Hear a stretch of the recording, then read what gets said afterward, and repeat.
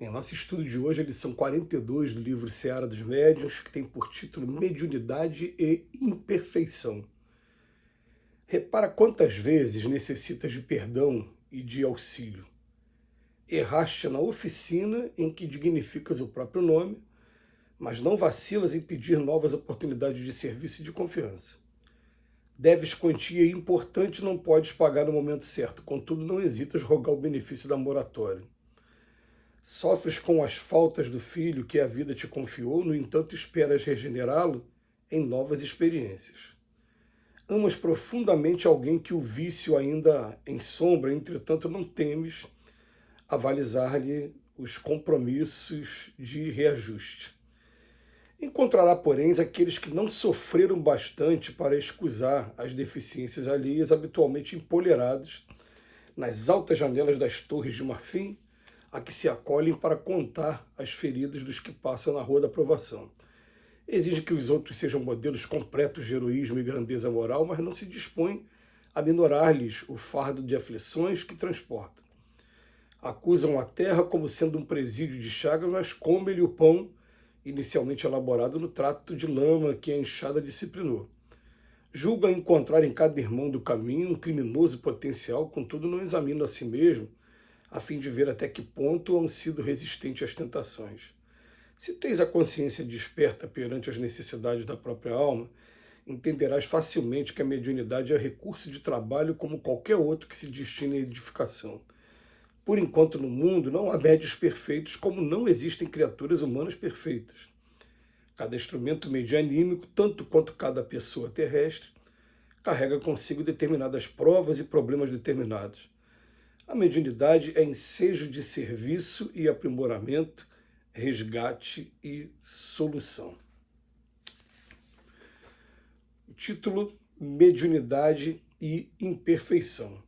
E o Emmanuel começa chamando a atenção para quantas vezes a gente está precisando o tempo todo de auxílio e de perdão. E é interessante, né, essa primeira parte do texto do Emmanuel, porque isso acontece naquele momento em que você se predispõe, que você coloca vontade, e eu quero mudar. Mas parece que quando eu quero mudar, aquela teia de aranha que a gente não percebia antes, a gente começa a perceber. A gente começa a olhar para ela com mais detalhe, com mais atenção. E, é claro, ela vai mostrar toda a sua força naquele momento. Então, vai acontecer no primeiro momento aquela coisa de você querer sair, de você querer se libertar e se sentir fraco em alguns momentos. E é interessante que cada um de nós, através do autoconhecimento, a gente vai eleger o que é a nossa teia de aranha. Mas fazendo todo o esforço possível, a gente vai ter quedas e a gente simplesmente vai virar para a providência divina e falar: eu estou tentando, me dá uma nova oportunidade. É difícil para mim ainda abandonar esse tipo de costume, mas eu queria muito uma outra oportunidade, uma tendência viciosa qualquer, né? uma preguiça, falta de disciplina, tem um monte de coisa que pode acontecer. Então, ele começa fazendo uma comparação, como sempre, o Emmanuel tem uma didática impressionante. Então ele vem falar: olha, você errou na oficina que você trabalha, você pede novas oportunidades, você deve quantia para alguém, pede moratória, pede, né, mais tempo para pagar, você está sofrendo as faltas do filho que a vida te confiou, mas espera regenerá-lo em outras experiências. Ele vem dizendo aqui, tá, você vai encontrar, porém, na Terra, aqueles que ainda não sofreram bastante. E por conta disso, eles estão habitualmente empolhados em janelas, só observando e criticando os outros.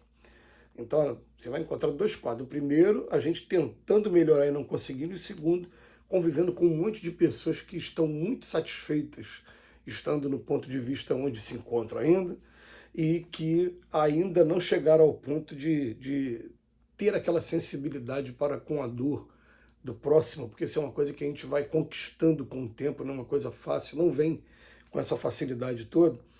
Mas é interessante que a gente, quando lê esses parágrafos, a gente tanto consegue identificar um ou outro exemplo, como o principal é que a gente faça isso, a gente consiga enxergar quando a gente viveu um desses exemplos. Por exemplo, exigir que os outros sejam modelos completos de heroísmo e grandeza moral, quando na verdade eu ainda não consigo ainda minorar nem as minhas aflições ainda, meus problemas. É um quadro que se apresenta para a gente constantemente. Aí depois acusam a terra como sendo um presídio de chaga, mas come o pão que foi elaborado na lama da enxada. Quer dizer, ele vem falar de uns detalhezinhos para que a gente consiga observar assim, ó. A gente vai encontrar um quadro daqueles que querem melhorar e daqueles que estão acomodados aonde estão. E é até interessante, uma vez eu ouvi essa frase de um espírita e a gente medita bastante nisso. A providência divina, ela permite que a gente experimente todas as formas de sofrimento possível, até que a gente, por conta própria, descubra definitivamente que o caminho correto é o caminho do meio, como já pregava o budismo antes até do cristianismo. É o caminho do equilíbrio. Mas a gente vai estar o tempo todo assim, experimentando através do livre-arbítrio a dor, e Jesus fala, a hora que doer bastante, bem-aventurados os aflitos, venham a mim os aflitos que eu vos aliviarei. Então é comum a gente ouvir esse tipo de aconselhamento, fala assim, ó, fulano ainda está assim porque não doeu ainda o suficiente. A hora que doeu o suficiente, ele vai tomar uma providência para modificar a vida dele. Mas a vida dele ainda está deixando, está dando ainda moratórias para ele, e ele está aproveitando, né, essa moratória da maneira equivocada. Enfim, depois o Emmanuel termina o nosso estudo falando, agora, se nós temos a consciência desperta perante essas necessidades, aí a gente vai entender que a mediunidade é um recurso de trabalho como qualquer outro que se destine à edificação, né? Nesse mundo não tem médio perfeito, não tem criatura perfeita. Ponto. Não tem médio perfeito, não tem criatura perfeita. E é tão interessante isso que, se a gente for conversar com alguns médios, tivesse a oportunidade de bater um papo aí com o Chico Xavier, quem teve enquanto ele estava encarnado, até mesmo com o Divaldo, que ainda está encarnado, um Raul Teixeira, eles não vão dizer que eles são bons médios, eles vão dizer assim, né? E a gente pode aqui afiançar isso. Eles são médios que atingiram um nível de disciplina que a Terra exige. A ideia é essa. Porque, realmente, ser médium aqui na Terra, sabendo que é um mundo que o mal sobressai muito mais sobre o bem, e que quem tem a mediunidade está observando tudo que está acontecendo no mundo espiritual também, ou quase tudo, ou parte mas está tendo essa... Médios como eles têm essa facilidade. Você tem que ter realmente uma disciplina, tem que ter realmente uma calma e uma predisposição para ajuda muito grande, né? Então, não tem médio perfeito, tudo bem. Mas a gente vai entender que a mediunidade, ela é um excelente recurso de trabalho. E o Emmanuel termina dizendo para a gente, ó, é ensejo de serviço, em primeiro lugar, que a gente vai colocar a disciplina para trabalhar, aprimoramento, porque a gente contato com os espíritos, a gente vai antevendo o mundo espiritual, e aí a gente consegue entender o seguinte, se a vida principal é a vida espiritual, e eu estou aqui encarnado, eu quero viver a minha vida de encarnado o melhor que eu puder possível, para quando eu voltar para o mundo espiritual, eu estar levando uma bagagem de conhecimento e de experiência maior, né? Então, o que acontece? A gente vai conseguir aproveitar melhor até a existência aqui. Mas ele vem falar para a gente também de resgate e de solução. Porque nesses trabalhos, é claro que a providência divina vai percebendo que quando a gente está pronto, aí o resgate aparece. O que é o resgate? O resgate é simplesmente a reparação do mal que a gente praticou em algum momento. Pode ser nessa existência física ou pode ser em outra existência física. Mas aquelas coisas que acontecem com a gente fica, meu Deus.